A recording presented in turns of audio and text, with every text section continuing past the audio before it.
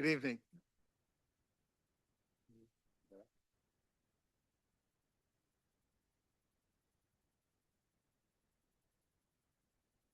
All right, well, with this august start to this august meeting, it's first time that we've been together, certainly in the new year. And it's been quite a number of months since we've been together, so it's nice to see everybody. We have a number of people who should be introduced, which we'll do in just a moment, but we should take roll call first.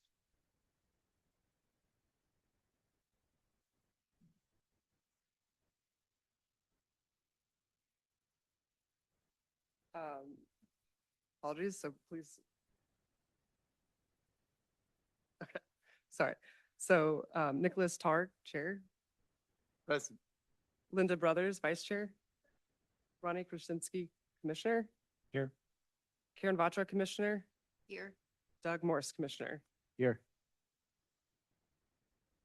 Thanks very much. We have a quorum. Darcy, can I ask you to come forward and introduce the staff that's present? Also, you should note that Craig Taylor is here, who's our new mayor. Darcy? Yes, thank you. Yes, we have Craig Taylor in the audience. I think that computer might be connected to audio. So today's an exciting night. Not only is it the first Planning Commission meeting of 2026, of which I hope there will be many more. We're not put out to pasture. We just get our staff in the office and working on some very important priorities for this year. But we are very lucky to have our new permanent, emphasize that because the word interim has been before a lot of planning and building directors in the town for many years, actually, and so happy that Sarah Kors joined us. She comes all the way from Denver, but that doesn't mean she's never been to California. She went to college here down at Cal Poly and studied landscape architecture, and she got a master's in urban design all the way over in England. But she grew up in Colorado, so spent the last period of her life working in Denver. And ironically, she was actually a planning commissioner. So she knows what it's like to be on your side, but she has a wealth of background, not only in the private sector, working for a business improvement district in Denver, but also as a planner in Denver and Boulder and at a private firm. And we're very lucky to have her here because she loves natural settings and she loves nature and she's a great fit for this town. And she jumped right in. So this is her first meeting and we're really excited, but please, let's go easy on her the first meeting because we are still down planning staff. So we're still recruiting for the senior planner and don't have that position filled, but hopefully we'll have that in a few months. So do you want to just say a quick intro about yourself? I know we've met with a lot of you recently, which I really appreciate. And we are of course available to meet anytime. Thanks for that. So yeah, I'm very happy to be here for my first meeting with you all, and I'll be helping to manage the Planning Commission meetings and other commission meetings and look very much forward to working with you all and the community. I think it's a great community. It's a beautiful context. It reminds me of my childhood. I kind of grew up on farms or living in the mountains, and so this community reminds me of my past. So I'd love to bring kind of that passion and also experience that I have to the town and look forward to see what we all can do together. So thank you so much. Wonderful. Thank you for joining us. We're looking forward to working with you in the future. We're very fortunate. Before we move into the agenda, we should open the floor to people who would like to come forward and raise unagendized items. That would be the appropriate time to draw near and be heard. And we have no such people. Thank you. We're now moving fully into the agenda, and this feels like a cul-de-sac that I'm walking into. As the first item on our agenda is the election of a new chair and a vice chair. So we have a present Vice Chair, Vice Chair Brothers. And as is tradition, we would anticipate that you would step forward into the chair role. That, if that were something that you would consider the vote. I'm interested whether or not you would accept such a position if it were granted by this. We're offered. Yeah, what is that thing? Yes, I'd be happy to serve as chair. Then, I'd Follow like- in your footsteps. well, we're going to say if nothing else, they are large footsteps. 15 is in fact D. So that. So I'd like just to start off by nominating a motion for Vice Chair Brothers to chair meetings going forward for this coming year. Should there be a second? Second? So we probably should do a roll call. Yes, I would suggest a roll call. Full card. Nicholas Targ, Chair. Yes. Linda Brothers, Vice Chair. Yes. Ronnie Krasinski, Commissioner. Yes. Karen Batra, Commissioner. Yes. And Doug Morse, Commissioner. Yes.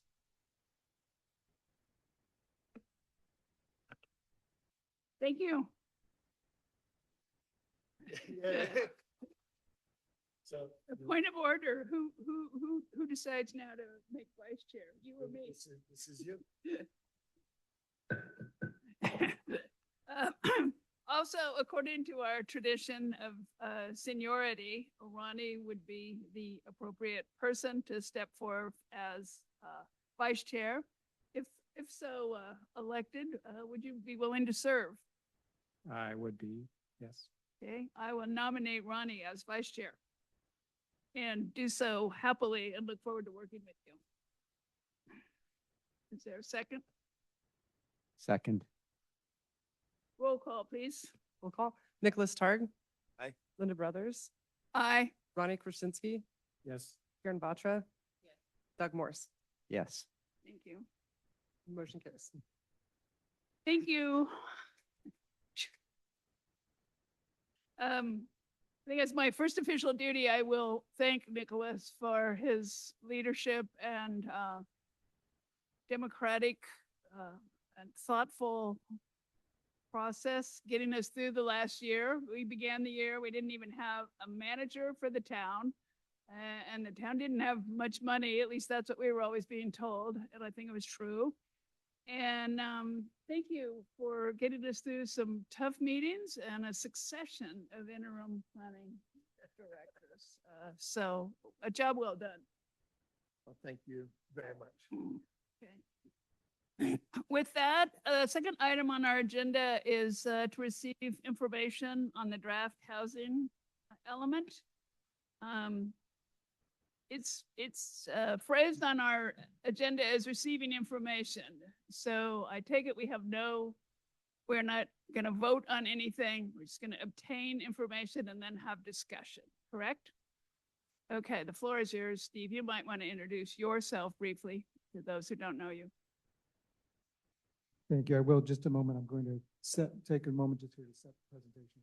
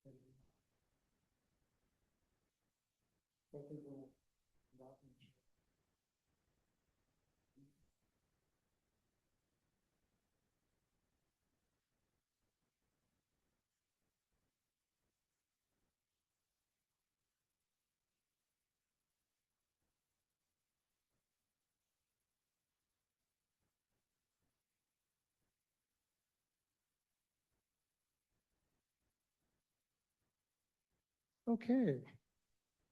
Good evening, Chair Brothers and members of the commission. I'm Steve McHarris. I'm the Special Planning and Building Projects Manager for the town.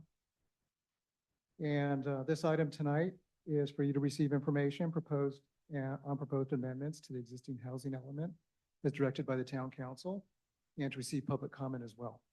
The town of, let's see, the item here tonight is to address, excuse me. There we go. This item is for you to receive the information on the proposed amendments to the existing housing element. And the town of Portola Valley housing element identifies and analyzes existing and projected housing needs and contains the official policies for preservation, conservation, rehabilitation, and production of housing in the town of Portola Valley.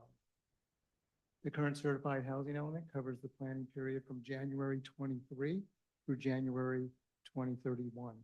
It was adopted in its current form by the town council on January 2024. The housing element was approved with a sunrise provision developed by the Planning Commission at that time and became a placeholder with the intent of finding alternatives to Dorothy Ford Park and open space site. The council prioritized submitting the draft to the California Department of Housing and Community Development, and we'll be referring to them as the HCD. And that was to be done by the end of this month.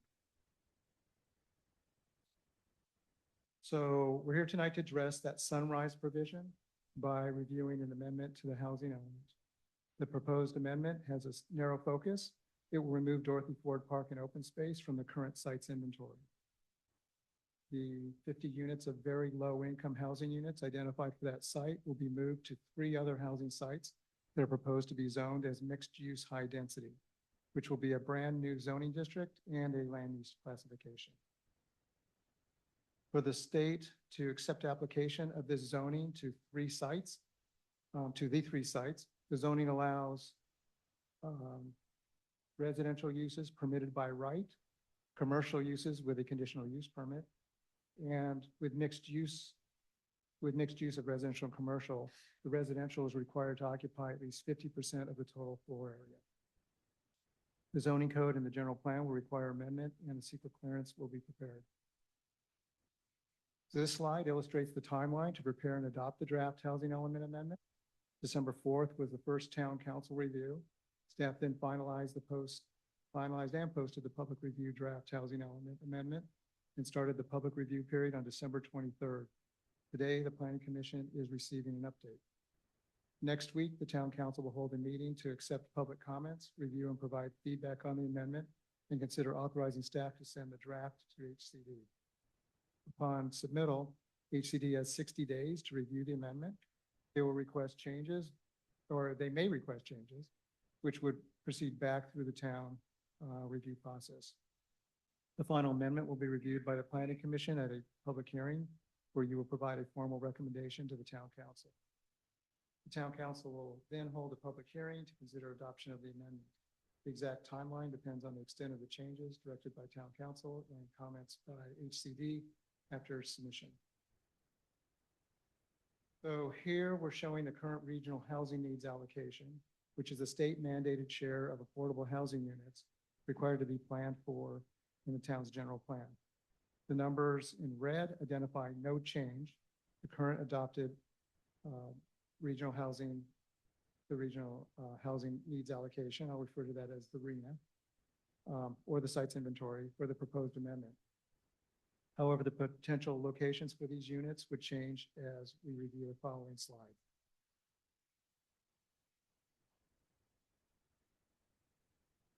So here, as I mentioned, the town sites inventory includes the vacant portion of Dorothy Ford Park and open space, which are now proposing to be removed from the inventory as shown here and in attachment 1 of your packet. This is because as the town staff analyzed the development feasibility for the housing on the site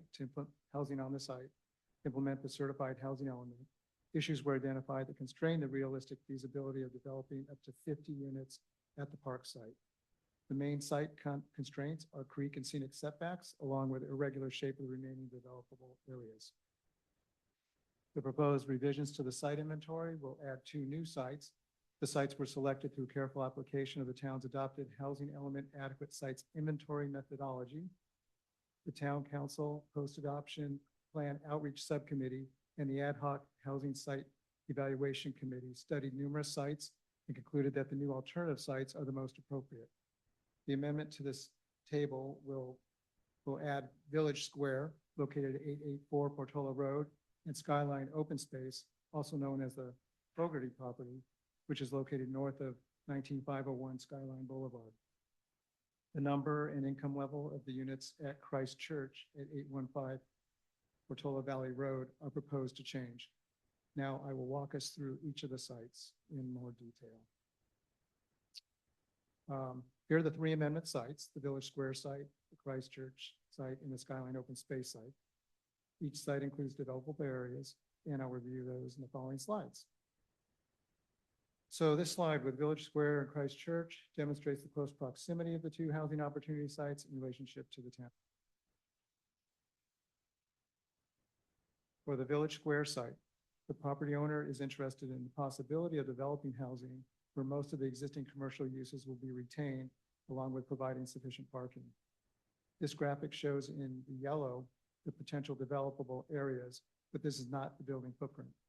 The yellow area will include setbacks, landscaping, drive aisles, parking, and any new building will likely be at the rear of the site. For the Christ Church site, based on preliminary site review, there's potentially 0.57 acre developable area to the rear of the site. On this slide showing all the church buildings would remain. Here we are replacing the current housing element of 6 area median income units with the proposed amendment of 14 very low plus 1 area median income for a total of 15 units.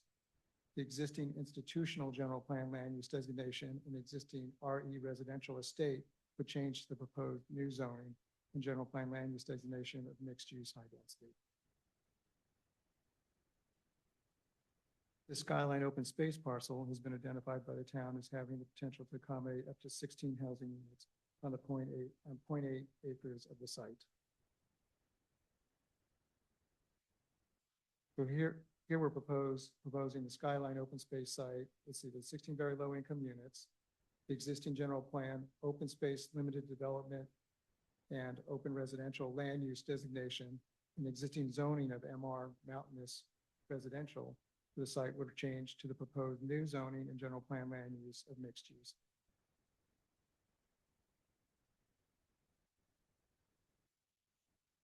So here we're proposing the Village Square site with 20 very low income and 5 area median income units. Existing general plan, commercial, general plan land use, commercial and research, administrative, local shopping and service designation, and existing zoning of community commercial for the site would change to the proposed new zoning and general land use of mixed use high density. So with next steps tonight, we have the commission update and public comment that will be forwarded to the town council next week. On January 14th, the town council will conduct a similar meeting. HCD will, if things go well, HCD will review this over 30 days. And by going well, if they certify the product, if they don't, they provide more comment, that'll go back through a process again with the town. If they choose to certify the document, then we'll return to the planning commission for a formal review with recommendations to the town council. The town council would then follow up with adoption of the element. And lastly, at the end, I have implementation, and that's the part where there's follow-up, including detailed general plan and zoning amendment work, some of which I've mentioned this evening, that will continue with the ASCC and the planning commission prior to council consideration for adoption of that work. That concludes the presentation this evening. Thank you. We have quite a few people in the audience, but I think the appropriate course here is to ask the commissioners in turn to see if they have some questions or comments for you. And then after we've asked our questions, I'll open it to public comment for those of you in the room or on the phone. Having said that, Karen, shall we start at your end? Sure. Just a point of clarification, is this just questions or questions and comments? I'd say questions and comments. Remember, we're not going to be voting on this, but I think, I don't want to split hairs between what's a question and what's a comment, so, Okay, Feel thank you. free. I just wanted to, yeah. I actually have quite a few, questions, comments, and I will kind of proceed in order of the document, so people could follow along. On page 8 of the packet, there's a list of principal uses of the sites under 1821-020. Would some kind of ranger station, ranger housing, fire station, or firefighter housing, whether permanent or temporary, fit exactly in these descriptions? And would a ranger or a fire station with residents, could that be just a simple multifamily, or would that require a CP?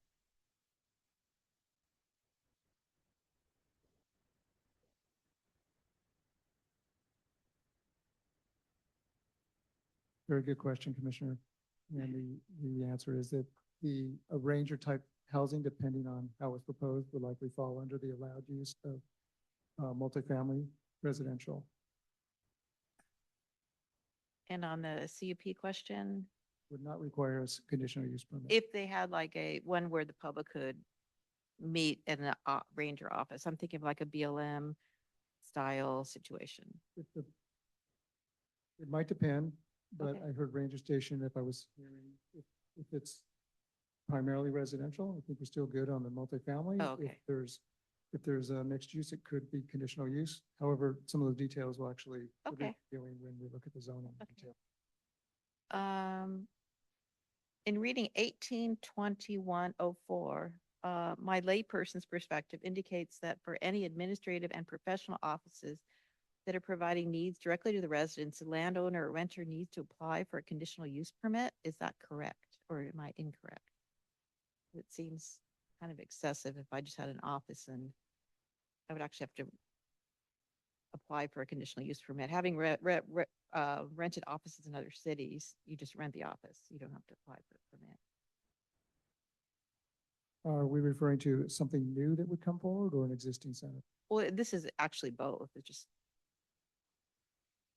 My experience short experience in the town is it depends on the conditional use permit language. So if the conditional use permit requires certain uses to require amendments or require conditional versus permitted uses under the conditional use permit, that's what staff would go by. So it could be either. okay. In reading on the list of what I would consider general office space, the use is restricted to professional services to the community, not just say general office space. We have a few businesses in town that are not consumer facing and serve the state or nation at large. And would these be permitted in 1820-03.8G? Sorry, 1820-030.G. And my concern is that we have a very restricted, I'll get into that in my next question. We have a very restricted idea of what we permit in this town. And I'm a little uncomfortable with the way the language is written. I would like it to be a little more welcoming. So that was sort of my first question, Steve. Could have you repeat that first part of the question? I'm not clear that, if you have a larger office, and I think it's 350 square feet, that really doesn't serve the public and doesn't really serve the community, is that really allowed according to our zoning code and our general plan?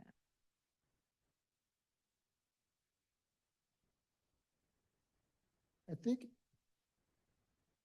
I'm not sure what the use would be that wouldn't necessarily be considered serving the community, because it seems like most uses a community member could take advantage of. So couldn't really think of a use at the moment here that might not serve somebody in the community. So I would think that most of the uses would be permitted, not necessarily restricted because somebody in the community wouldn't use that use. Oh, I see. I what think you're that's a way for us to look at it. So it saying. Okay, doesn't bounds. okay. I understand primarily, but overall, if there's uses allowed or uses taken advantage by a community member or members, then they would be, Okay, it would be okay. okay. okay. It wouldn't be prohibited. Yeah, I see where you're going with that. And my next sort of follow on to that is kind of similar. There's a lot of references in here that I'm sort of uncomfortable with. And I know it's in the general plan also. But like 182104.c on page 9 says, meet the domestic needs of the residents of the town and the spheres of influence, or which provide services to other business and institutions in the town or its spheres of influence. And there's other references to community serving or local retail or serve primarily the town and spheres of influence. And I've given you these references before, but this is more of a comment. I'm just sort of uncomfortable with the language. It feels so very like this is for us and not for them. And it feels very unwelcoming and keeping them out, whoever they might be, and me and other. And I would like it to be more open. And I was looking at Woodside, and Woodside kind of has the same idea that they don't want to have a lot of traffic. So in their general plan, they refer to day-to-day uses, and they explicitly say, well, furniture store would not be something we would encourage. So I kind of like that better, because it wouldn't be saying, oh, you live in Woodside, please don't come to Portola Valley and partake in our restaurants. But it sort of makes, let's not try to create a draw where we have the only surfing thing, surfboard store here in the peninsula, or something crazy that wouldn't be appropriate. So I kind of like to see that language changed. And I know it's throughout, and there's a few other references there. Yeah, and I think the comments are good for the commission to make, because these comments are going to be forwarded to the council, so they will hear them as well. Okay, so some more different subject. I think there's a typo. We referred to 25 units per acre, but the table 11 list 23.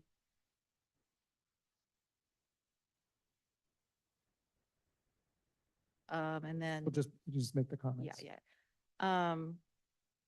Okay, then I have another kind of theory. As I said, set of questions are all related. So for both construction and maintenance costs, typically one building versus multiple buildings is more cost effective due to less duplication of walls, utility lines, even just duplicating equipment such as heating and air conditioning costs. Would you agree with my assumption? It's kind of a leading question, I know. I would agree that Well, you said I could mix them, so I decided to go for it. both what I'm hearing is that a efficient building would be one with less walls, or what. So to follow on that, in the arena allocation for Village Squares to have 25 units and Christchurch is to have 50 units. So if we look on page 11, there's a 7,500 foot maximum floor area, which I think is too small, because if you use the smallest square foot available, 400 square feet, only 18 units would fit into one building, and Village Square would be absolutely required to have 2 buildings to meet the arena requirement. And if you had, say, more average square unit size of 1,000 square feet, you'd have to have 4 buildings on that small site. And that, to me, the numbers don't work there, especially if you're talking about very low income. My overall comment there is I think we need to change that maximum. It's not going to work for these sites. And I don't really see that visual difference if you have 2 buildings that are large, separated by this minimum 10 or 15 feet being appropriate. Okay. So I asked one, I had a Yeah, very yeah. similar question. Yeah. If I could ask one follow-up. go ahead.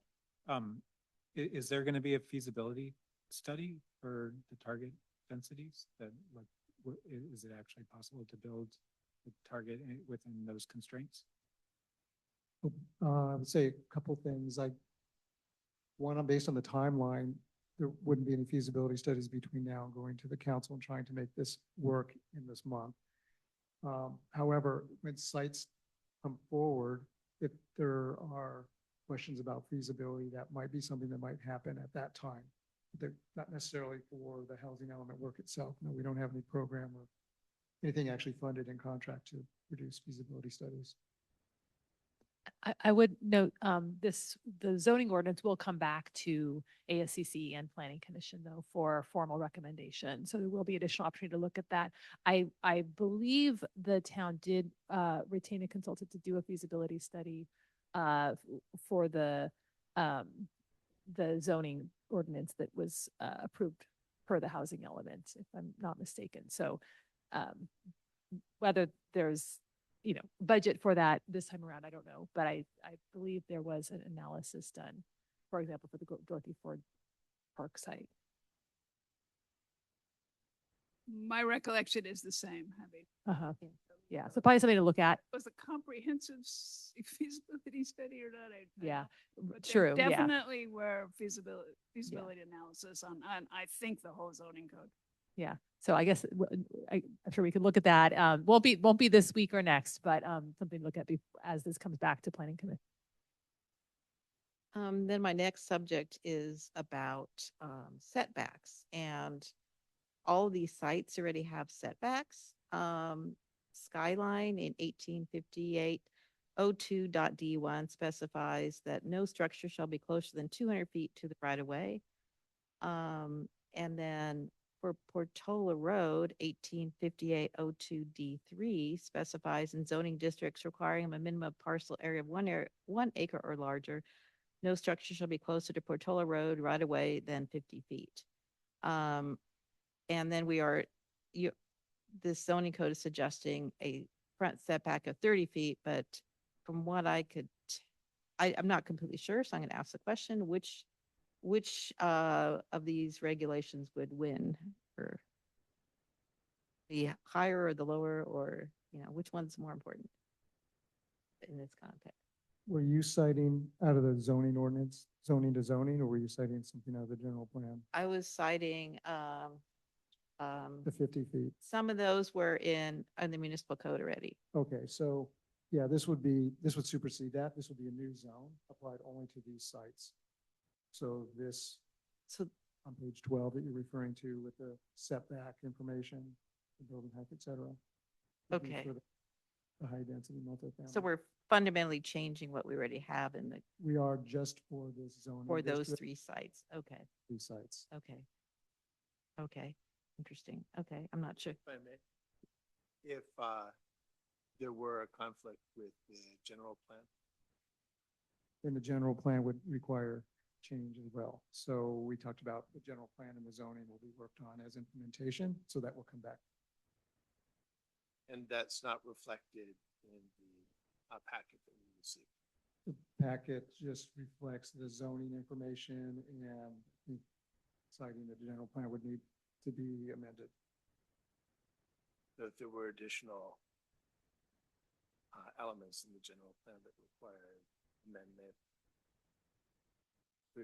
Yeah, so if something affects another part of the general plan, yes. If this affects more than one portion of the general plan, we would look for all those pieces to be changed in unison together. The table that we're talking about, it says 75 feet along Alpine Road, comma, see chapter 1858, special setback lines. And I think in 1858 is where it specifies 200 feet on Skyline.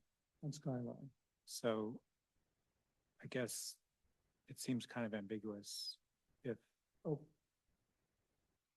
Okay, my response would be for the scenic setback would apply for Skyline, Skyline at the 200 feet, I don't know. the 200 feet. If there's a scenic setback for Skyline, that would apply. Okay, There wouldn't be a 15-foot setback. That would apply over this. I think that was the question. Yeah, and Was the question? Portola Road also has a scenic Portola, setback. I They don't- both do. These are Portola both has- scenic setbacks, yeah. That was the question, like which one Yeah. wins? My comment on this one was we should just, it spells out 75 feet along Alpine. I assume the 200 foot along Skyline would also still apply, like you're saying, and we should just say that, I think. Okay, those are good comments. So Yeah, we'll and take, Portola Road has one we'll, too. we'll make note of that. If that is the case, certainly the general plan, the scenic corridor setbacks should apply. Okay, okay. I'm getting there. 1821-070 D5 says public utility electric substations. That they have to be, I don't remember the exact reference. I think they have to be enclosed. Would that also apply to the sewer pump station, or is that just electric substation?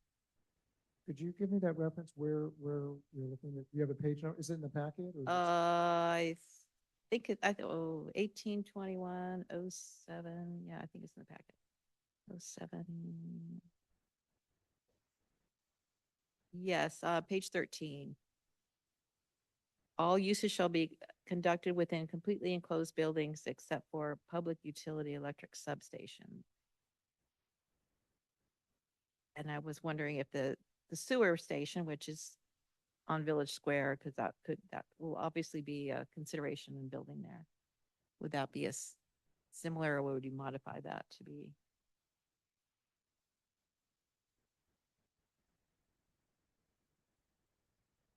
It's not listed, so it's not included. It could be included if you'd like to make that Okay. comment. Okay. Yeah, I think we should probably leave it open, maybe it's impossible to move it. I don't know. I don't know that much about sewer. Okay. And does the Skyline open space property have any utilities, gas, power, water, sewer, telephone, internet? It doesn't have any utilities on the site, may have utilities nearby. And my understanding is that when staff was looking at it, they were looking at the winery nearby, which had the utilities. And so utilities could be extended, the feasibility would be looked at the time that anybody would propose any type of ranger or any Okay. other type of use out on that site. All right, thank you. And my last question, yay. On page 24 of the packet, which is page 7 of the land use section of the general plan, it talks about accessibility of these sites. And when I hear the word accessibility, I think of ADA accessibility, public transportation accessibility, and I don't think that's what you referred to as accessibility. You're correct. So in this term of accessibility, it's related to the public street right away adjacent to the site. Yeah, I would like that clarified to be more specific. Those are my comments. Thank you.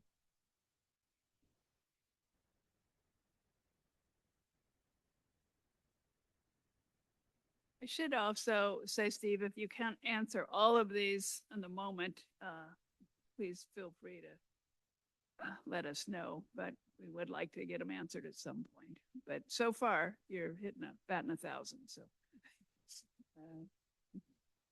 Maybe. Doug, you have some comments? I have some questions. I haven't been involved in the selection process and relatively new to the housing elements. And my question is kind of higher level than Karen of how were these sites selected, and maybe using the Skyline site as an example, because that's the newer one, the newest to the list. And I'm interested in, how did that come about?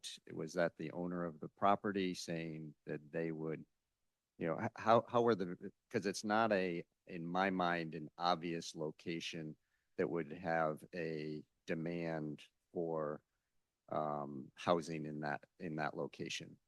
I hear the Rangers and that makes sense, but I guess I'm just interested in what's the background and what level of feasibility analysis was done for the various sites to get it on to be these 3 selected.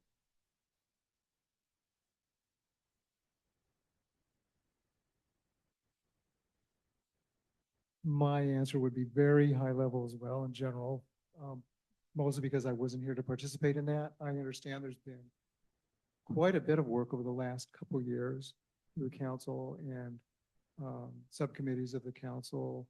The planning commission had worked on it. I know there was a number of members of the public that worked through a variety of sites. In that site, those sites were, we'll say, whittled down to a certain number and continue to be looked at. At some point, Dorothy Ford Park in open space was one of the sites without going through all of that analysis. Yeah. Bringing us to this point now. At that point, though, however, there was some provision, which I think came out of the planning commission, is my understanding, back in 2022, that really was suggesting, let's get this through, get the housing element certified, because that was probably Right. the primary importance for lots of reasons. And, but also going back and actually putting some kind of timeline on going back and looking at that site or looking at alternative sites, not necessarily go with that site. So that, in a sense, is what's brought us here today, is the council following through with that. Again, I couldn't give you the details of every group and every member that have looked Yeah, at these I things. guess my question's a little more specific than that is like, how is Skyline chosen? And what are the characteristics of that compared to, you know, the others on your list that were then crossed off? Like, how did Skyline end up being, you know, one of the three? Would you mind if I comment Wouldn't briefly mind. through the chair? So there was an ad hoc site evaluation committee, which was comprised of members of the public appointed by the town council. I was a member as a representative from the planning commission. Karen was a member of the public before she was on the planning commission.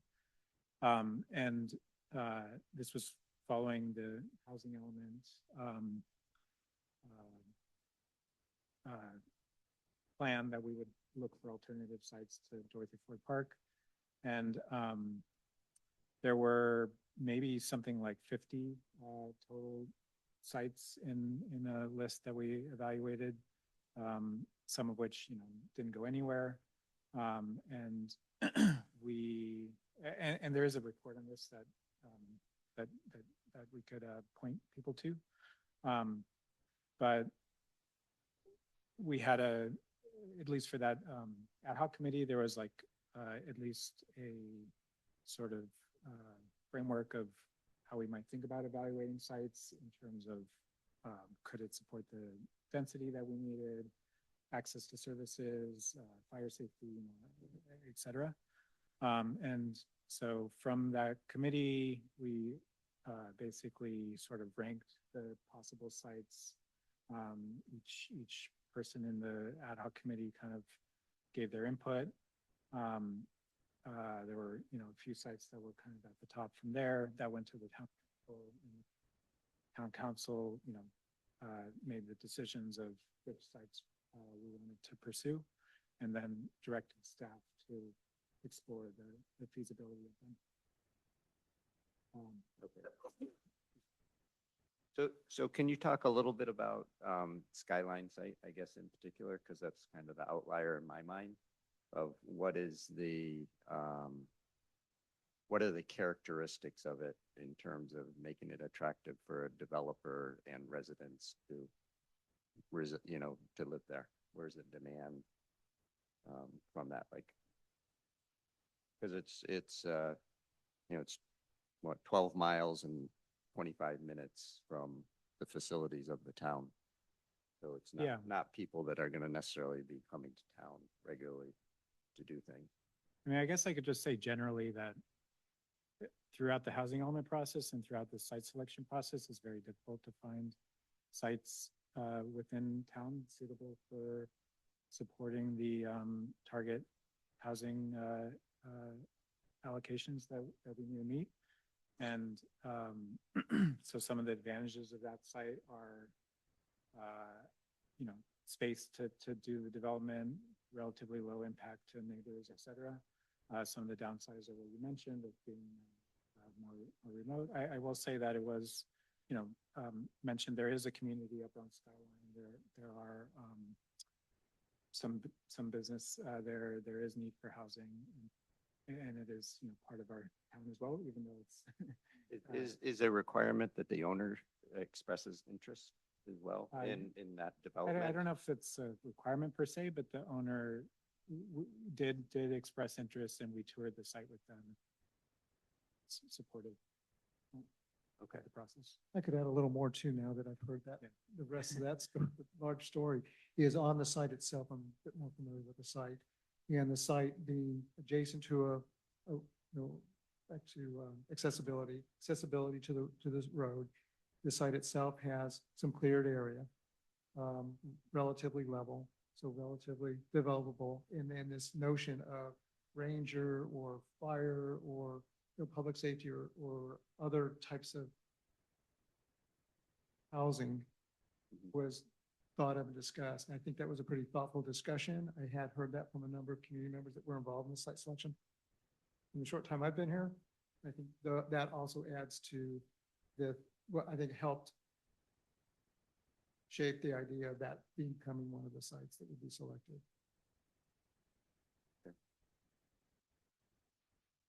I guess this follow-on part to my question on this is, related to the development standards for this new, multifamily, zoning. Are those standard throughout, similar towns in California? Like what is the starting point? I guess I'm thinking of it from a developer's standpoint, maybe going into Karen's comments, or that will they look at these development standards and think, yes, that looks practical to build within, within this framework?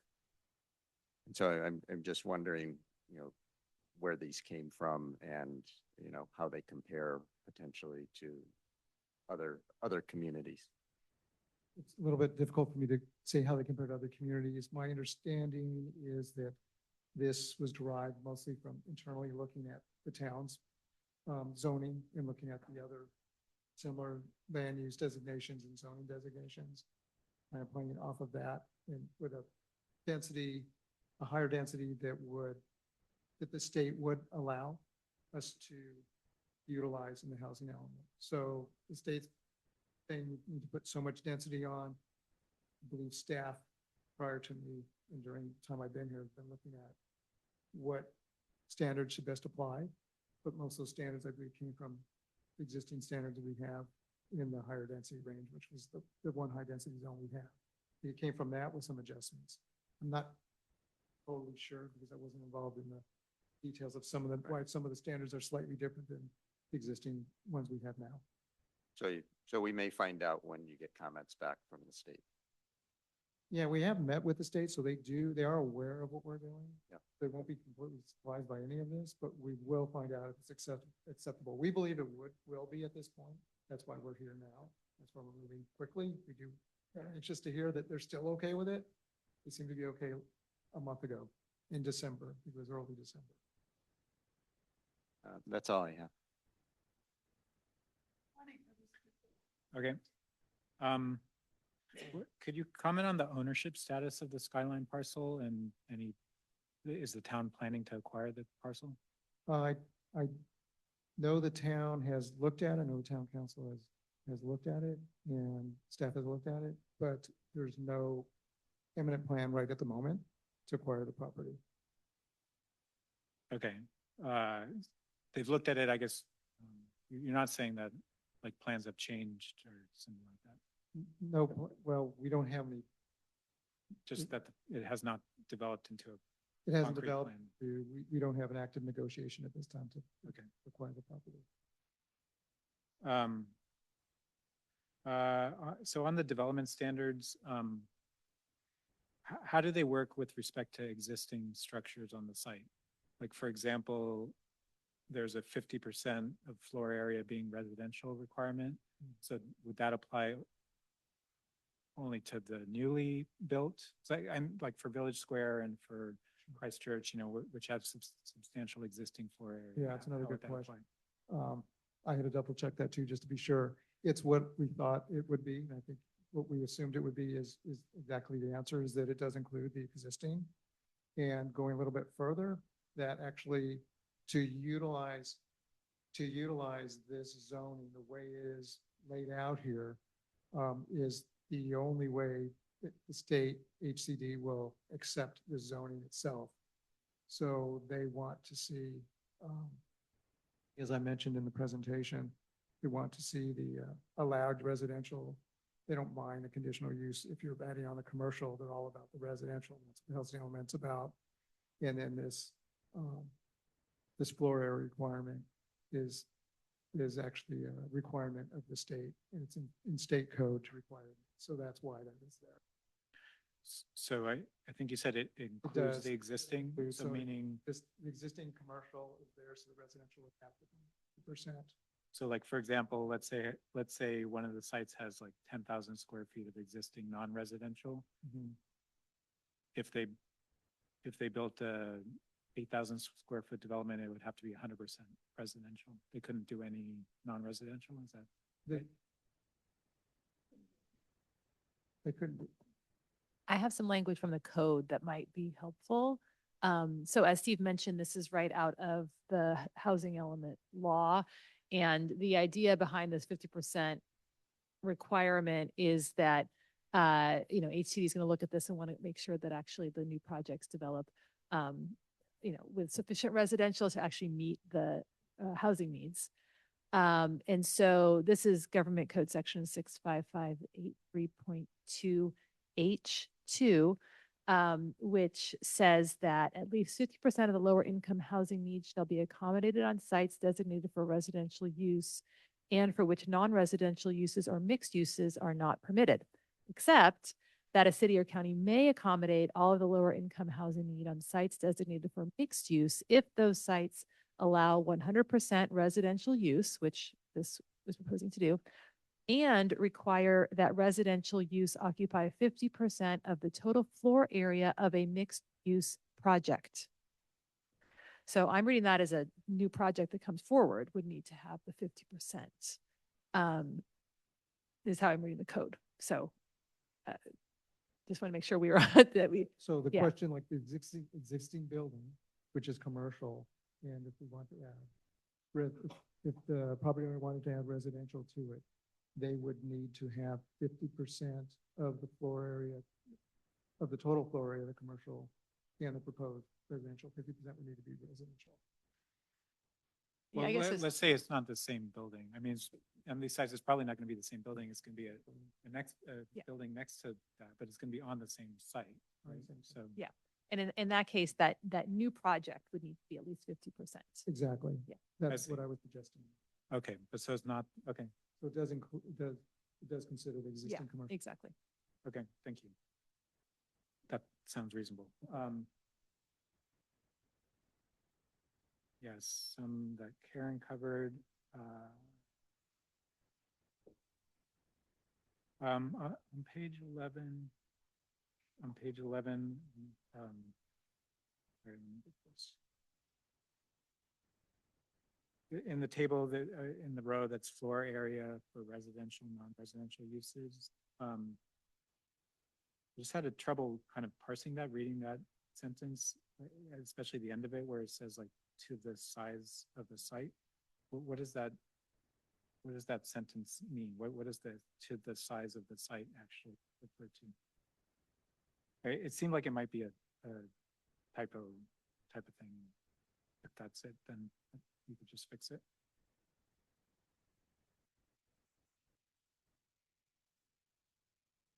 If that comment's come up a couple of times, it seems like if the commission thinks that should be changed or deleted, I think that's a good comment. Or And we'll maybe clarified, because I just don't clarify. understand I what it think means. it's fine to make that comment because I've Or heard that I delete think it, 3 that times sentence, Okay. sentence, right? today. Okay, So- so either delete it or. Yeah. And yeah, again, I guess just on the setbacks, I do think that we should specifically add the 200-foot on skyline as an exception in the table. And then there's the landscape area ratio and the impervious area ratios. And I'm wondering how we would envision that working on Village Square. If I'm not mistaken, I think it's almost completely impervious surface currently, pavement. Well, we haven't done the feasibility analysis, but when you look at that site, you can also consider the creek that's part of the property. Okay. And you consider the backside that's not developed, the landscape areas and setbacks. So I don't know what that would be today. And let's say it's 50%. And if new development came in over the pervious area, then there'd need to be adjustments in impervious areas. Not sure exactly how that would look. That might look, it could be a change in material that's out there now. In other words, change out asphalt or something else if it still needed to be traversed. Put it another, or there may be other ways to go about that. So I wouldn't have the details of that, but just considering that there's more open space than it looks across the site. And the site could be reconfigured in ways to which we don't have in front of us, in ways that could accommodate additional parking or rearrangement of parking and additional construction for residential. Okay. Of course, I'm not suggesting all the buildings and even the sewer plant piece there would change. That could change, that could reduce or add more buildable area. I'm sorry, like actual footprint area as far as impervious surface. Right. Yeah. Okay, thanks. On page 13, amusement devices shall be permitted as accessory uses only when specifically set forth, et cetera, et cetera. What are amusement devices? Well, I had tried looking that up. That is not in the code. There's not a definition for it. It's in California. It looks like across the board, it's looking like games and amusement devices like games and that kind of thing. I mean, my mind just goes to video, pinball, that type of amusement, maybe other amusement devices, but I believe that's what it's referring to in California from what I could find. So I don't have a definite answer for it. And since it's a comment, it could be something that could be added to definitions if we feel that needs to be the case. Be it in the zoning code under definitions, it's not there now. Okay. It's not necessarily there in some of the cities I've looked at. I just took a quick look. A few cities do use the word amusement, and there's a definition for amusement, and it'll come up as games and that sort of amusement when it comes to zoning ordinances. Okay. Then I guess I had a couple questions or comments on the zoning map. Yeah.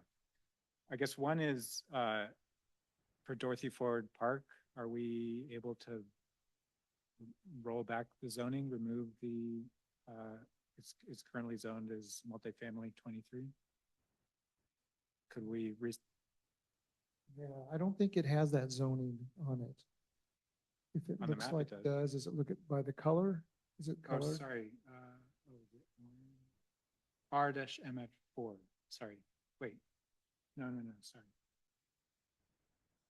Which one is it?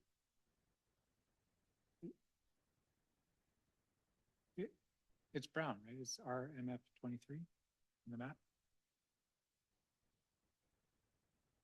The best bet is we'll look at it for tonight. Okay.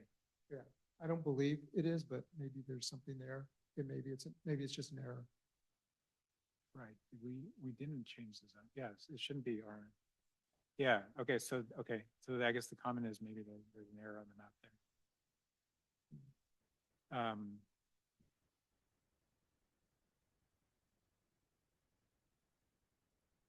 Following on that, if I may, Okay. what would the Maybe. zoning be? It will, What would the land use designation be So- for the Dorothy Ford Park? yeah. Sorry, Darcy Smith, Town Manager. I just want to make sure that we get this right. And you're doing a great job. It's a lot to put on interim position. The Dorothy Ford open space and park site, the zoning was never changed. There was some text added to the zoning code, and that was adopted by the council in April of last year. And that text is going to be struck out. And you will see that exact strike out of the text in the zoning code amendment, which we're going to kind of expand and include more text, mostly strikeout, in the copy of the zoning code amendments. It will be in the town council packet for next. Yeah. So, in the packet on page 15, there's a link to the map. And on that map, Dorothy Ford Park is brown, which is R-MF-23. So I think that needs to be fixed.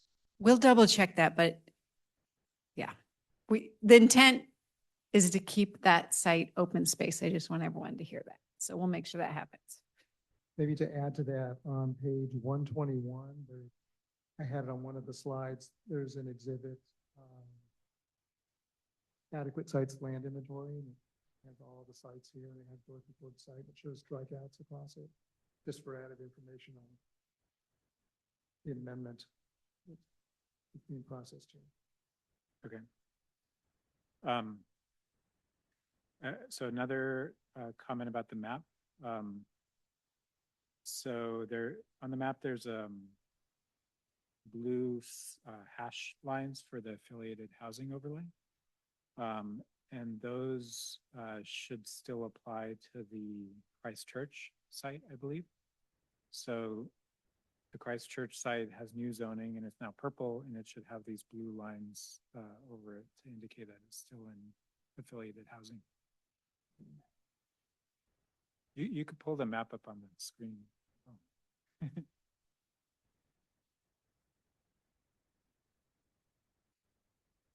Okay, so sorry, back to Dorothy Ford because I have the map up. That is green on the map. You have to kind of look south of Golden Oak.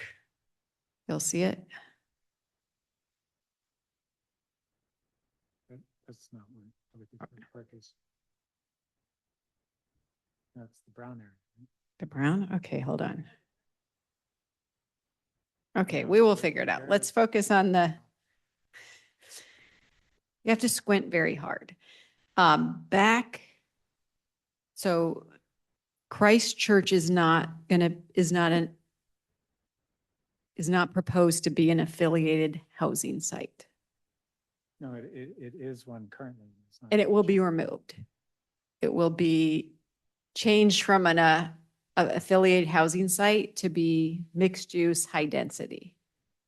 I don't think that's right. The affiliated housing program is separate from the zoning. There's elsewhere in the code that spells out. And that will be, that code language will be strikeout removed. And the reason is that Why wasn't that provided to us then? That doesn't Wait. sound right. if we show you the table, so that was a direction that was given by the council when they authorized this work back in the spring and the summer. And the intent was to change the zoning to mixed use high density. That's partially to meet HCD requirements, that these sites be zoned at the minimum density under state law for these sites, which is 20 units an acre, whereas the affiliated housing site designation is a little different, and it leaves the units not subject to a specific density, but subject to the planning commission approving X units on the site. And what is in the current zoning code is just 6 units, and that does not meet HCD requirements. I don't think that's right. If you scroll up to the top, the site next to the Ladera Church site is Oh, RMF 23 and affiliated housing overlay. Because the affiliated housing overlay is a separate concept, and I don't think that's changing. not on Ladera, but on Christchurch. We're not touching any of the existing sites except the 3 that are being changed in the site's inventory. Okay, I guess if you're saying that the affiliated housing overlay is changing, then there's other parts of the code and general plan that are changing that weren't in our packet For Christchurch. for Christchurch. Yeah. So, and again, you got a preliminary packet mainly of the housing element, because the housing element amendment, just so you're clear, is the only item we're submitting to HC as soon as Okay. possible this month. The zoning code, as Steve said earlier, will come back to you, and the land use amendment. We have time to work on those items, and we're literally, we're building those components right now. And we gave you our first draft, which we Okay. put together December 23rd, and we have time to work on that, is what I'm saying. And so what is the rationale for removing Christchurch from the affiliated housing? Yeah, so the rationale is that state law, I say HCD, but that's largely interchangeable with state law, requires these sites in the site's inventory to meet requirements for densities. And our direction when we met with them in November to review the preliminary package was that they, and what council authorized for the work was to rezone all the properties to mixed use high density and to set the minimum density consistent with state law, which is for our town based on our characteristics is 20 units an acre. The affiliate housing program, as I said, is discretionary. And so it's based on plan commission approval. And what the state has said for these sites, inventory sites, is that there cannot be discretion. Housing needs to be permitted by right. But then how do you explain the Ladera? Well, the Ladera was again under HCD review previously. They didn't comment on it then, and it got through and got their stamp of approval. But for the new sites, our direction was what I articulated previously. Okay.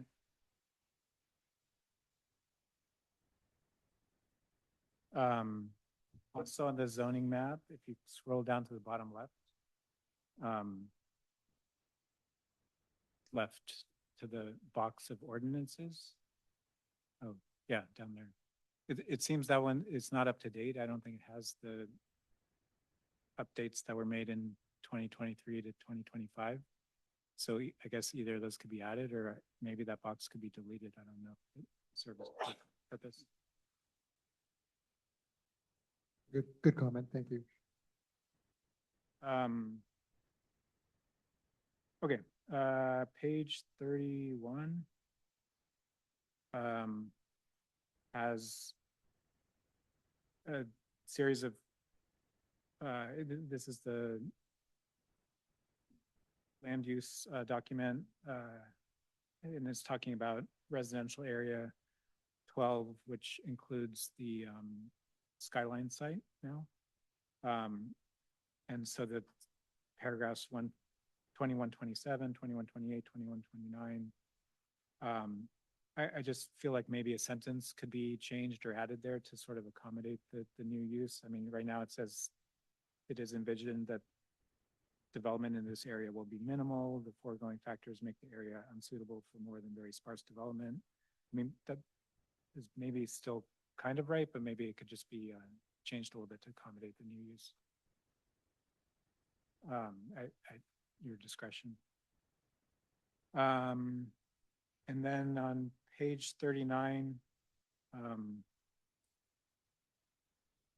there's a section 2148 that has standards, and it specifies desirable travel time for schools. And I mean, I guess it's saying they're desirable. I think these times are going to be exceeded for the Skyline site. So I just wanted to note that maybe no changes needed. Is it, I mean, just, is that? It's a your good comment. assessment? I'm not sure if we need to make any changes based on reading this as well, but we'll move forward the comment as well. Okay. On page 48, the comprehensive plan diagram, another map. I think that the coloring on 4388 Alpine, which is the Rural Commons site, I think is incorrect. I believe that that site is zoned for mixed use, which would be a peach color. So maybe you can check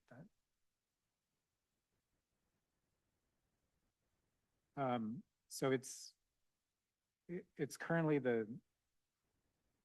it's currently reddish brown. Yeah, which is local shopping and service.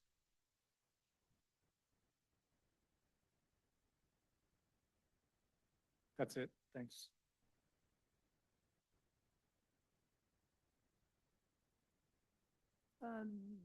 Mr. Emeritus Chair, Nicholas, do you have any comments? I have one comment, but I'll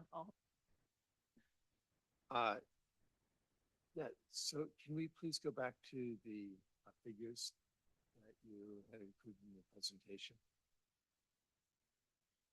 Showing, for example, Hollywood Square.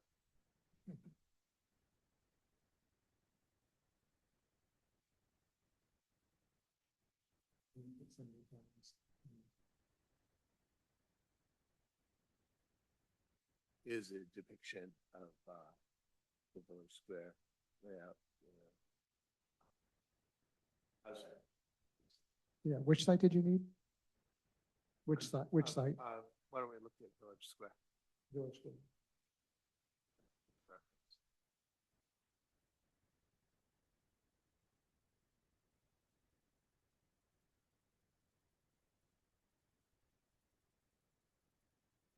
So what does the,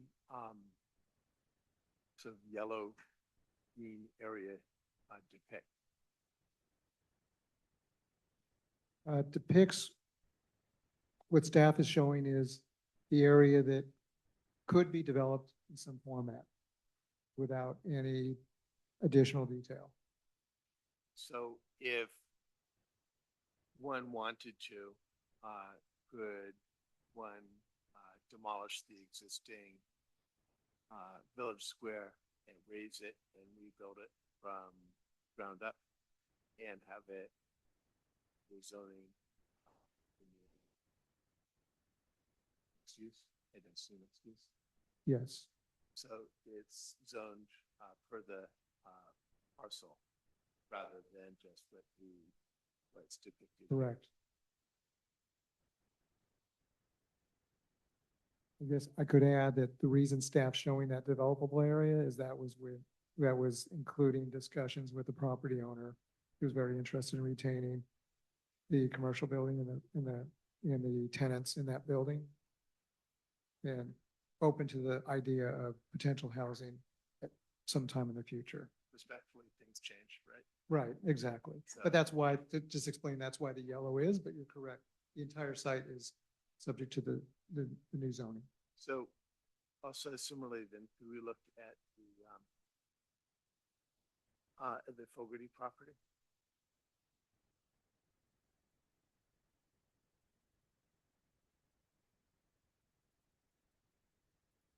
So that shows a polygon of a little bit less than 1 acre.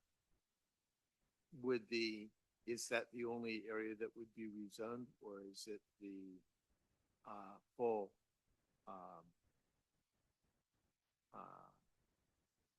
Fogarty Winery property, or is it one parcel of that?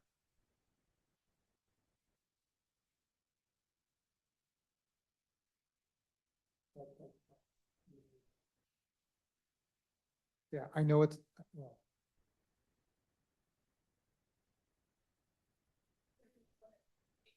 Like in the left over there, it says that this is one of 8 properties they own. the whole, which is an assessor, that whole assessor parcel would be rezoned. So and by that is the 0.8 acres would be rezoned, or is it The entire site within the white lines there. so about 14 acres would be completely rezoned? Completely rezoned. There are restrictions based on the slope and I assume potentially other factors as well. It kind of focuses back down into that yellow developable area. So it looks as though there are, there were eight parcels there, please. And this little polygon that's shown there is looking at the figure on my left. It shows that to be one parcel. Looks like it could be one parcel. But it looks like rather than just having that one parcel, we're rezoning 14 acres. I'm understanding that correctly. I do, you're looking at the left, the far left with the purple? Yeah, showing those other parcels. My throat. Can I jump in through the chair? Sure. What might be helpful is if you look at the purple on the left, all of those are like from 10 to 25 acres. I'm just guessing a range, and there are multiple APNs. And when you're looking at the filled in magenta, that is the whole white area. And that little yellow is a little dot in that magenta area. So if, to clarify, so if I look at the picture on the far right, that looks like a drone picture and I Yes. could see the green. So what you're saying is that the white outline on that is equivalent to the purple outline on the far left, which is property 080, 010. Yes. And they own So- various other, So the answer to Nicholas' question is that of this one of their 8 parcels, this whole parcel would be rezoned although we're only looking at 0.8 acres of that property for Yes. our plan. Yes. That's the answer to your question. Thank you. So why are we only calling out 0.8 acres rather than the 12 acres? So we're only calling out that 0.8 acres are developable. I The mean, site. How do you know It's- it's made respectfully? Yeah. What is the basis for our knowing that only 0.8 acres is developable? I think from the analysis from those that have looked at this prior to me, is that of this site, this area, other constraints across the site were ruled out in terms of being able to truly develop. And so the 0.8 acres was the most feasible area that anything would happen, that could happen out here. That's as far as I could tell you. But to answer your question again, yes, the entire site is zoned. And could that change? I suppose that could, but the yellow, at best I could answer, is informational for you. Just like your other example. I appreciate that. Yeah. It's helpful. I would just note that sort of engineering is a matter of money, to paraphrase Mad Max. That May I say something here? Sure. If you look at your middle picture, I'm not a developer, although I've represented dozens of them. But that picture seems to show the grade. And so I think Nicholas's point is a good one. If you're going to rezone all 14 acres, why is only 0.8 acres going into our housing element? I mean, because that seems, if you look at your drawing right there in the middle, like at least it's not slope. And we're not going to be the developers, I don't think. So I don't know. Question That is was what? pretty good, wasn't it? I mean, yeah, We could do a lot I'd better. move in up there. It's gonna have to move back there because 200-foot setback. No. instead of So 100. I think there's some serious questions about that. All right, I wanted Moving to on. just flag the issue. I understand it. Yeah, Uh, well done. And so if going in the other direction, it looks like there's a minimum of 20 units per acre, and that one could not downzone below that or potentially use a concession, or I guess it wouldn't use a concession. Is I'm looking at that and thinking, geez, I don't know that I can do kind of UA in some of these. So I think that so good news, bad news, we're putting it in permanent open space, or in the existing use. I guess the question is, what's my flex on the, DUA minimum? If there is. And the answer is there isn't. That's, I would, I'm sorry, there is no minimum?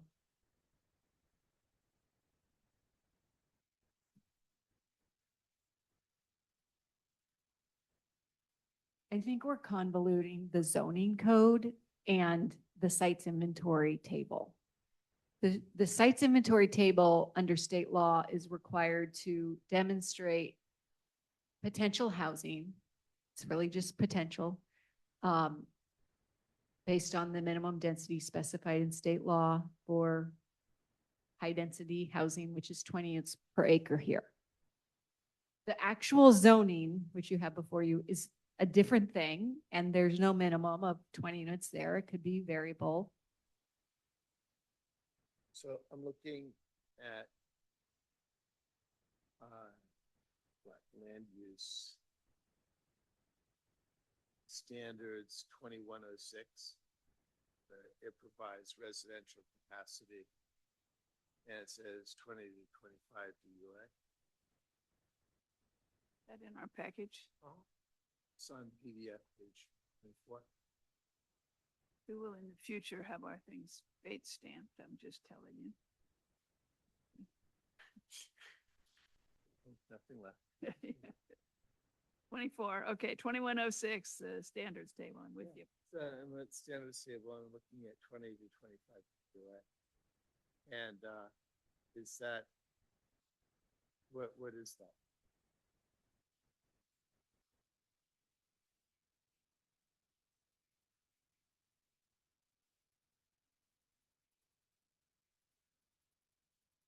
say that's the programmed units per acre. But, right, so does that establish, minimum, density?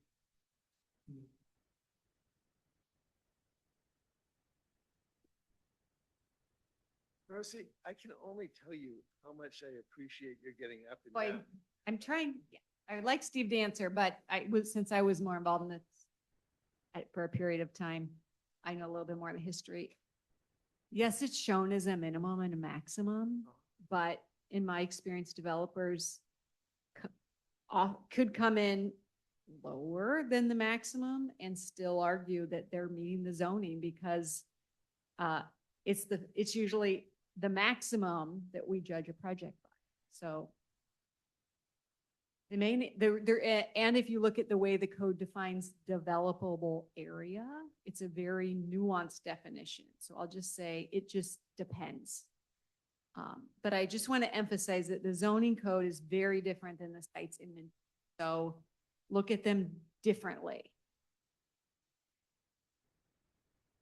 I have one maybe addition, because this came up, I think, previously when the planning commission and the council were looking at the Dorothy Ford site, and then I think one of the other sites that's in our housing element. And there was a question about whether a developer could actually achieve the minimum density, given some of the constraints on the site. And one thing I just wanted to note, under housing element law is if a developer comes in, can't actually make the minimum because of various constraints, that could put the town in a no net loss situation, where if there's not enough of a buffer for the other sites that would make up for that need, the town would potentially have to upzone and find another area to accommodate that unmet need. So I did want to flag that because we haven't really talked about no net loss tonight, but we have talked about it in the past.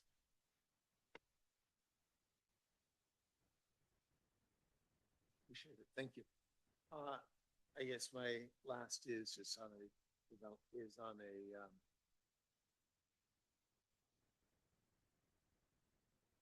required conditions, 1821-070,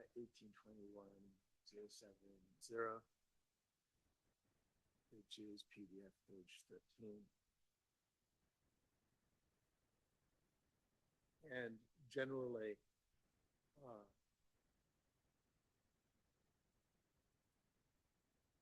have we had ASCC look at our at our standards here? They're laid out here. Or on the setbacks, it's like the design standards. no, laid not- out 1821-060. Not yet. They will when we come, after HCD's review this. That will be the implementation part where they will be. They just flag one narrow point here, that is on G. St. George, when establishment is not open for business, only security lighting shall be allowed. Such lighting, both inside and outside, shall be a minimum of intensity to achieve its intended purpose. Whatever its intended purpose might be. It's a little reductive. It can be as bright and shiny as it's intended to be, but the purpose is.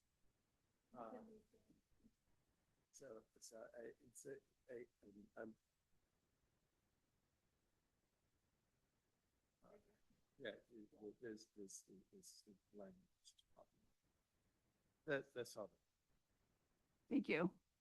I had a couple comments that have already been addressed, but I have one comment that's just burning a hole in my pocket, if that's the right analogy. And it's in your memo to us where you discuss the bullet on the top of page 6 of our packet. The town staff and consultants anticipate preparing an addendum. I love it how you predetermine how you're going to comply with CEQA. But you did say anticipate. I think we have a serious problem here with the impacts of this housing element. And I have not kept up with the case law, but I know a number of years ago, there were cases having to do with whether or not a paper decision in any way, shape, or form had to go through CEQA and what it had to go through. But what I'm really worried about is that this housing element will increase the population of the town about 20 to 25%. I mean, you got 250 units at 4 people, that's 1,000. We're at a town of 4 to 5,000. And I don't see how we're gonna really meaningfully address the cumulative impacts, the traffic, the safety, and some of those other things. And I know that the answer is, well, when we get a particular project, we'll do the analysis for that project. But so then that means, does every one of them have to do the foreseeable elements of the whole housing element or not? So I'm really bothered by maybe a mitigated neg deck is the appropriate way to address it. But I'm really bothered that we are not, as a town, comprehensively addressing the impacts, the environmental impacts that CEQA will be triggered here. And I've brought this up before, and it hasn't really gotten into our thought process, and I'm really, really bothered by it. To the plus side, not to do the analysis, these sites are located, distributed around the town. Fewer of them are on Alpine Road, which is, I think, our emergency evacuation route. But I think we have to think very seriously and make sure we fully analyze this. So that's my comment, not a question. And you'll hear it from me again. Other than that, anybody have any commissioner have any further comments? I'd like to open this to public comment before we take a break. You all have been very patient, and I think we should start in the room, don't you, Sarah? Because I am on a different page in my computer right now. So if you want to speak on this topic, members of the public, please come up, introduce yourself, and we'll run a 3-minute clock on you. So please try to keep your comments short.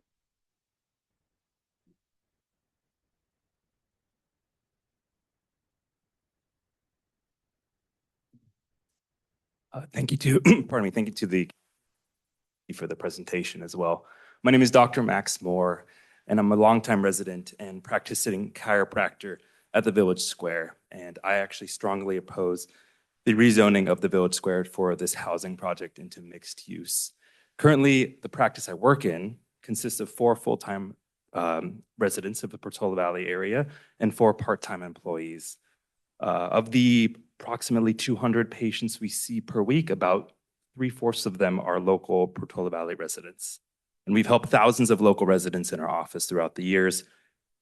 We currently are the only provider, or only commercial space in Portola Valley that provides chiropractic, acupuncture, and massage. And our relatively small space has provided so much to our workers, our patients, and the town as a whole.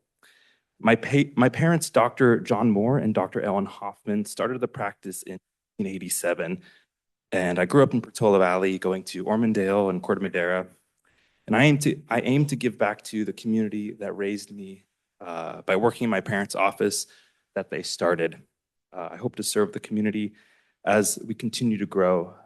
They are about to hit their 40th year in practice. I hope to continue that legacy and practice for another 40 years myself. If this zoning change proposal goes through, my entire family might have to give up on that dream. Giving the owners of our commercial space the opportunity to develop it into housing would severely affect the livelihoods of the many people who work and shop at the Village Square. Local jobs and local commercial spaces are very limited in our town, and taking that away to create a housing project just does not make sense to me. Please do not let us lose our livelihoods. We've built our lives around these businesses, and we would like to stay in Portola Valley as long as possible. Thank you very much. I yield my time. Thank you.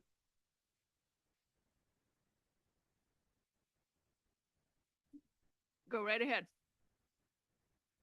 Hi, everyone. My name is Ken Van Tilburg. I'm the new owner as of December 17, less than a month ago.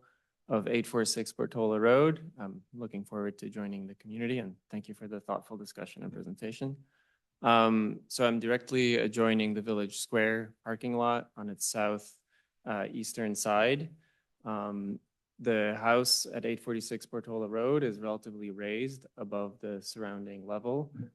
So the living room, kitchen, and upstairs bedroom look out directly on the parking lot of the Village Square, which buying the house, I was aware of and I was okay with because the parking lot is empty basically after 9 p.m. And the fence height is limited to 6 feet, but I look directly above it. Should that be developed into housing units, that would severely disrupt the use case of my house. So I also oppose it and have concerns for privacy and other matters and vista of the redwoods and the general environment. Thank you. Thank you. Welcome to the community. Not meaning to be sarcastic. Karen, come on up.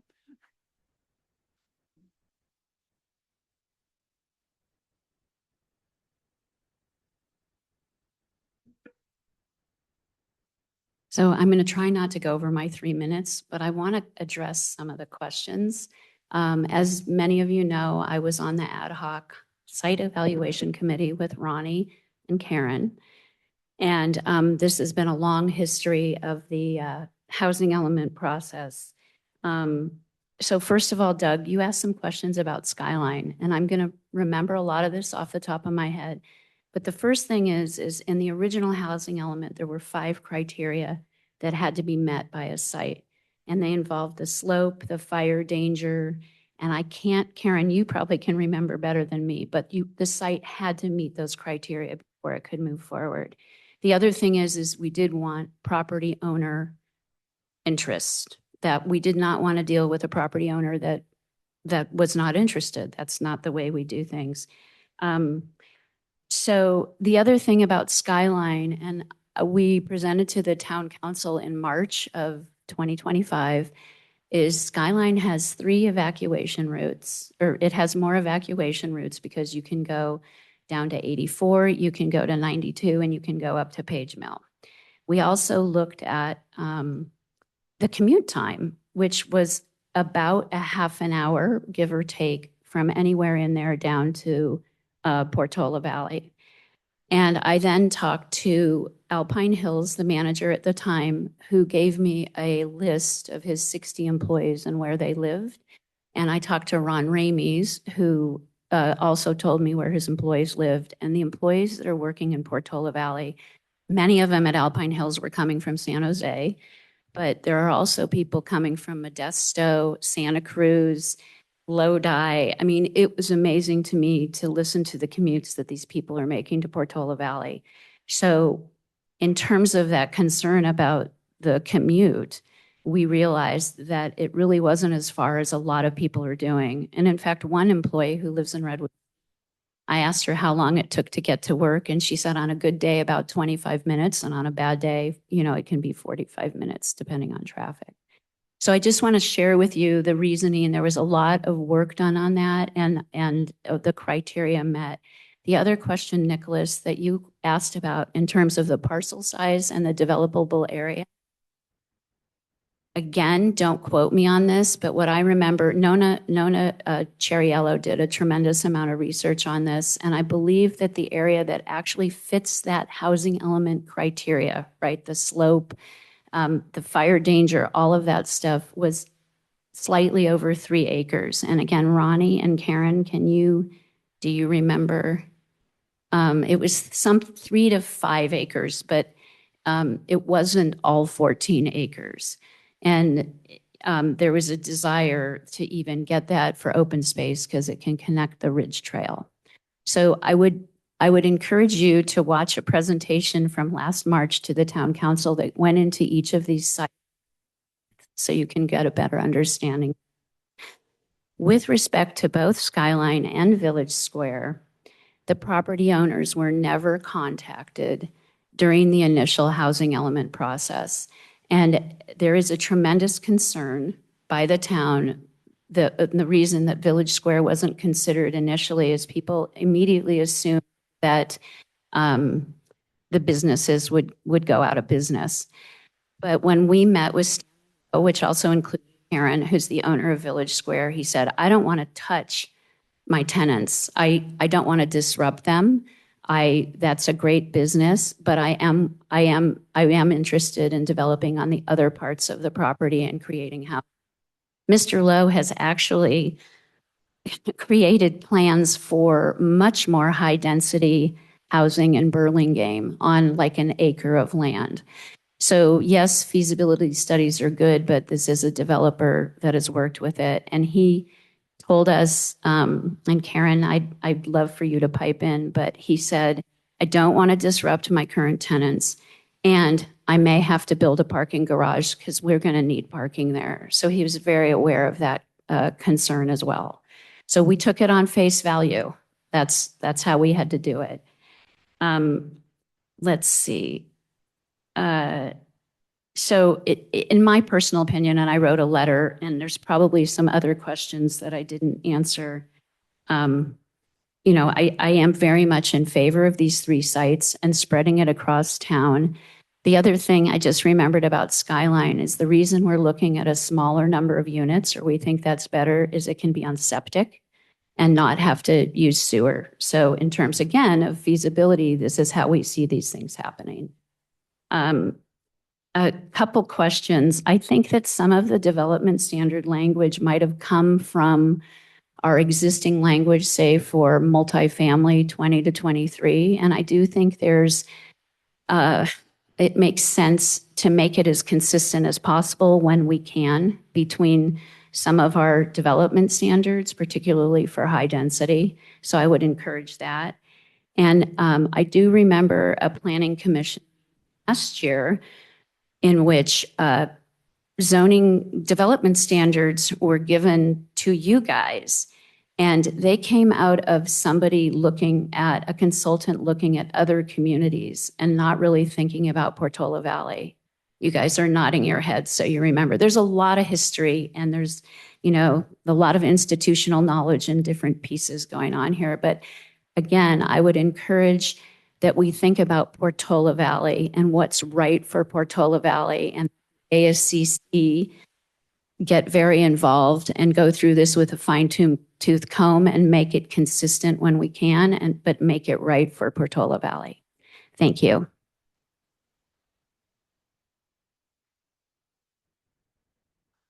Are there any other people in the room who would like to speak up? If not, let's go to people online. I see that Dave Cardinal has his hand up. Dave, are you there? Allow me 1 second to get him to talk. Yes, I'm here. Hopefully you can hear me. I have a comment and first an observation. I can't speak to CEQA because we have experts on that on the panel. But our population 55 years ago was 1,000 people more than it is now. So I don't think we need to be paranoid. We have much better infrastructure, better fire protection, better veg management, and all these units. I mean, our schools have been going down in enrollment. They're getting kind of lame. I mean, they're great schools, but it's kind of sad that there's less and less people in them. And so I don't see why we can't go back up to the population we had a half century ago. But I just bring that up as an observation. As a comment, I think there are 2 things I'd be really cautious of about Village Square. And the first one is that developers are developers. So I think it's possibly really great for Stanley Lowe to have the ability to do 25 units on the other half of his property. But I would want to make sure that it's not litigated is the wrong word, but that's enshrined in law, and that he doesn't have the ability to suddenly say, you know, the commercial market's not so great, I'm going to put another apartment building. Related to that, I think the big issue and you've gotten some public comments on this, is that the ambience has a lot to do with those huge redwood trees.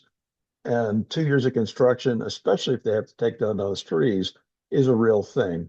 So if there's a way to make sure that we put as much energy into protecting them as we have to the two entry to town trees, that would be really good. So I think we have limited places to put stuff. So I'm not opposed to trying to do something there, but I think we have to be cognizant of everything else around it and not just rush to, oh, we don't want to kill the oak trees at Dorothy Ford Park, so we'll let this guy do whatever he wants on his property. And not that that's your intention, but I just want to think that's something we can keep in mind. So thank you.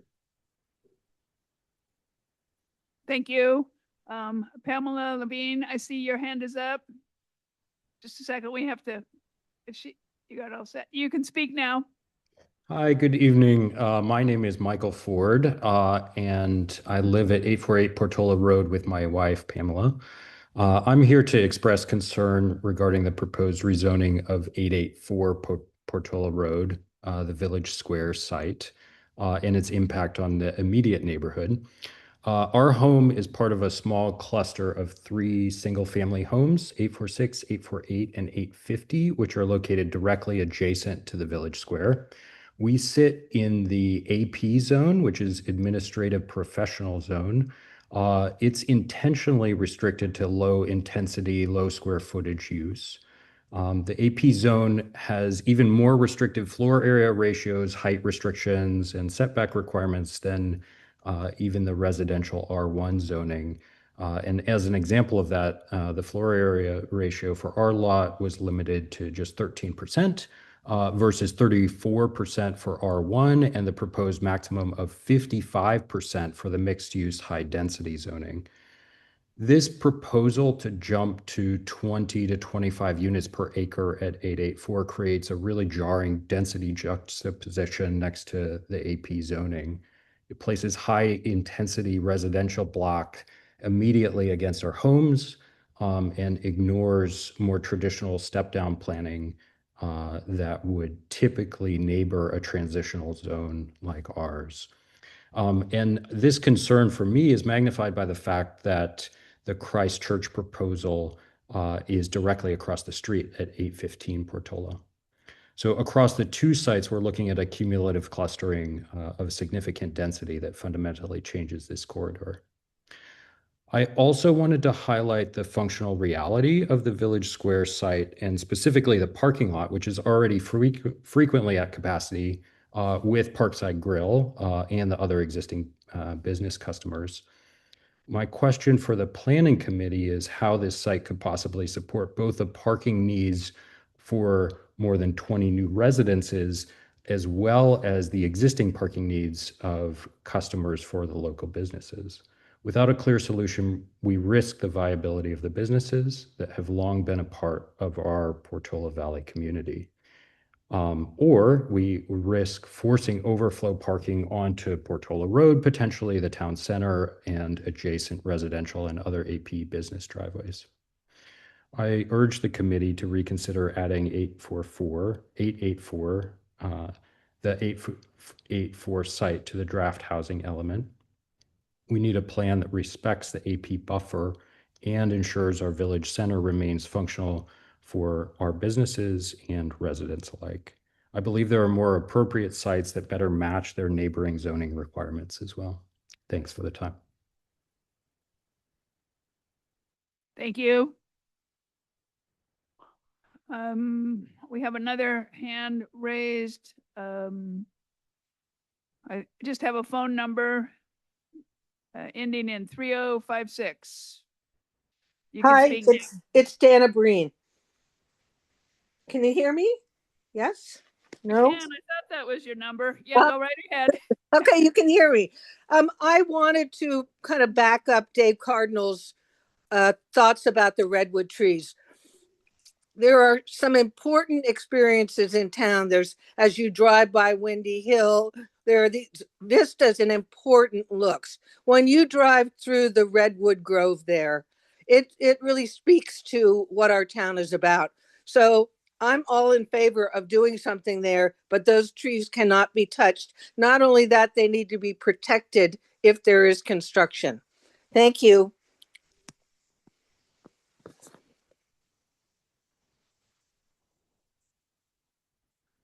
I see no other, whoops, I spoke too soon.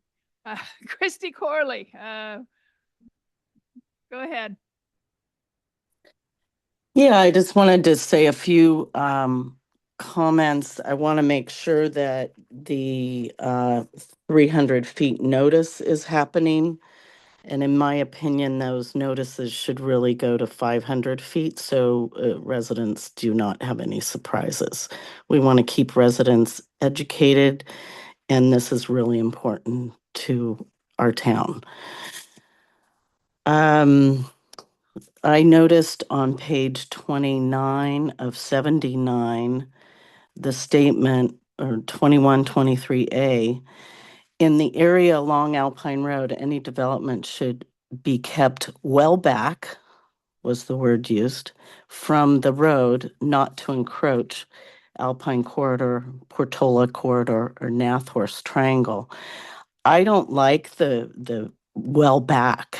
Are we trying to say 75-foot scenic corridor? Then let's say 75 feet. So I just needed to say that. And I do think that the residents need to learn more about bonus density law. Because that could make a difference in height. And with concessions. And we need to understand that even at 25, 23, it can go up from there with the bonus density law. So we can't talk about it as part of the housing element, but it's a fact, and it needs to be educated and understood by our whole town, because what do we have? 7 sites and a housing element. And we all want to know what's going to happen on those sites. And we want to understand the potential. So please, please educate as much as you can and leave us with very little surprises and more education. Thank you. Thank you. There's someone in the room who would like to speak. Please come up to the microphone and introduce yourself. Hi, everybody. My name is Bill Pacopoulos. I'm the owner of Parkside Grill. And I just want to say, consider this, we'll be there for 25 years serving the community. Just thinking about having a developer come into Village Square, starting the construction and taking down the trees perhaps. Otherwise, I see the plan. There is no space. You have to cut the trees down. And I can't imagine that. When I took over Parkside Grill in Portola Valley, the first thing that convinced me that this is my place, this is my destiny, were the trees. I had never seen anything like it coming from East Coast. And knowing this, that if this happens, if the site is approved for construction, there is no way the restaurant can function. There is no way the restaurant can go, say, 2 years building. We're done. Just like that. Thank you. Thank you.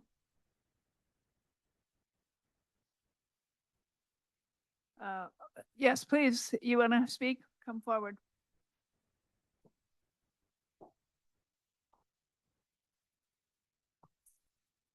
I had to follow my husband. I'm Hope Picopoulos and co-owner of Parkside Grill. As my husband mentioned, the 25 years we've been there, Let me just also add that we have currently approximately 29 employees who travel from South Bay, East Bay. And some of them have been working with us, serving this community for over 25 years. Where would those employees go? COVID taught us something. We lost half our employees because that break that we had, that pause, they had no income, they had no livelihood. So to put a pause for approximately maybe what the developers say 2 years is not feasible. Stanley Lowe may be a developer, a realtor. He may know that, but he does not know what the restaurant business requires. If this town, Portola Valley, is proud to have their environment, their community, a sense of community, it involves a partnership with both residents and businesses alike. We've committed ourselves here. In return, you ask yourself, what makes Portola Valley special? Without the amenities, without the natural beauty, what do you have? It'd be like any other town. So I hope the committee and the planners think seriously and not think about afterwards when the process is going through. If we're committed to developing at 884 Portola Road, the sorries and the regrets will be too late. You'll have a lot of families that you'll have to answer to because they've been committed, like my husband and myself, to this town. So I hope that just to enlighten people, yes, it's one perspective, our livelihood of our family and our work family. So thank you for your time. Thank you.